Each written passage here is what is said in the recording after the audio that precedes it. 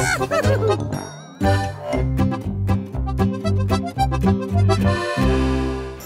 ist schon ein Weibermann aufgestellt.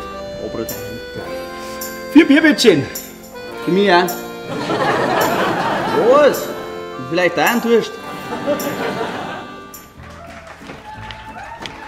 Sag einmal, musst jetzt du da am Tisch Zeitung lesen, ha? Ist so besser? Ja, frei wenigstens dein grantiges Gesicht nicht anschauen. Na mei, wir waren da grantig. Ja, weiß, du kannst ja auch mal mit mir reden. Ach so? Ja, gut. Schau, Tracy, die hat gesagt, dass ihr Kali ihrer jeden Tag auf die Nacht von der Arbeit verzeiht. Na mei, da wird ja nicht viel zum Verzeihen haben, die faule Sau. Jetzt hörst du aber auf. Ja, weiß was, 37-Stunden-Woche, ein wenig Nasenbohren. Ja, was hast denn du heute alles gemacht? Ja, jedenfalls nicht Nasenbohren. Ein Seppi haben wir abgespritzt mit dem Schlauch. Und Seppi? Ja. Unseren Knecht? Ja. Mit dem Gartenschlauch? Ja, mei, den hat's beidert hier. Ja, das glaube ich, dass den beidelt hat. Bei der Saukalten. Ja, wegen der Kälte hat's den nicht beidert. Warum dann? Wegen dem Ding seinem Haxen, aber das willst du gar nicht wissen. Doch, das möchte ich schon wissen. Weil schau, ich möchte schließlich Anteil haben an deinem Leben. So? Ja, gut.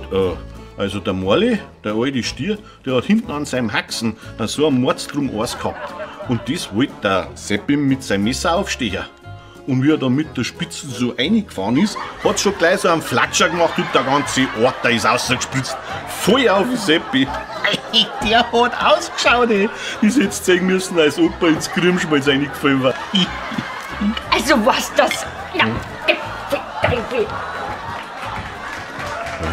Sollte sich einer auskennen. Erst sollst du was verzeihen und nachher